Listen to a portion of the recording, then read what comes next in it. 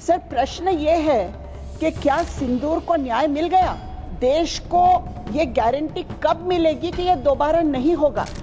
उन्होंने कहा कि हमारे पास ड्रोन्स हैं, सर्वेलेंस कैमरास हैं, अलर्ट सिस्टम्स है, सैटेलाइट सर्वेलेंस है सर, सेंसर्स है, बहुत कुछ है, एडवांस टेक्नोलॉजी है।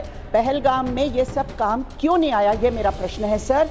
हमारे गृह मंत्री जी ने कहा कि 3 कॉन्सेंट्रिक हमारे लेयर्स है, राष्ट्रीय राइफल्स बटालियन है, सीआरपीएफ है, जम्मू कश्मीर पुलिस है, और उनको फख्र है इस यूनाइटेड कमांड स्ट्रक्चर पे। कहाँ गया था ये स्ट्रक्चर सब पहलगाम में? मेरा ये सवाल है कि उनका कोऑर्डिनेशन क्या था? 40 राउंड्स फायर हुए, पूरी वो पहाड़ी इलाका गूंज गया, लेकिन वहां कोई ड्रोन नहीं पहुंचा, कोई टेक्नोलॉजी नहीं पहुंची। सर कौन अकाउंटेबल होल्ड हुआ है इसके लिए? किसको कोर्ट मार्शल किया गया, किसको बर्खास्त किया गया, क्या हुआ? हमको ये जानने का अधिकार है सर। सर मैं ये कहना चाहूंगी कि 1 life saved is more important than 1000 lives taken sir. हम दूसरों की जिंदगी लेके क्या करेंगे? बचाना चाहिए हमारी लाइफ ये देश में सर। सर सत्यपाल मलिक जी जो राज्यपाल थे हमारे, उन्होंने कुछ टिप्पणी की थी कि इंटेलिजेंस इनपुट्स मिले थे लेकिन उस पर कार्रवाई नहीं हुई। क्यों सर उस पर ध्यान नहीं दिया गया? आज इंटेलिजेंस इनपुट्स मिले हैं क्या? कहा जाता है कि इनपुट हमारे पास थे लेकिन फिर भी करने दिया गया। इस तरह की बातें भी जनता के मन में हैं। सर आतंकी समाप्त हो गए ऐसा आप लोगों ने कहा, आपने कहा इनके अड्डे समाप्त हो गए, निश्चित नाबूद हम करने के लिए निकले हैं। सर भविष्य की फिर संभावना क्यों?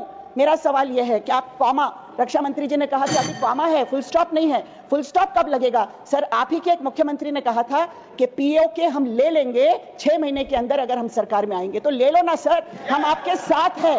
हर घर, हर नागरिक भारत का आपके साथ लड़ने को तैयार है। मेरे घर से 4 लोग आकर देश के लिए बलिदान होने के लिए तैयार है। आप पीओके ले लो, फुल स्टॉप क्यों नहीं लगाते आप? क्यों आप कॉमा पे चल रहे हैं? ये हमारा सवाल है। नड्डा जी मेरा प्रश्न आपसे यह है, आपने 2004 से सारा बयान सुनाया, 1999 से क्यों नहीं सुनाया सर? मसूद अजहर का क्या हुआ ये मैं पूछना चाहती हूँ।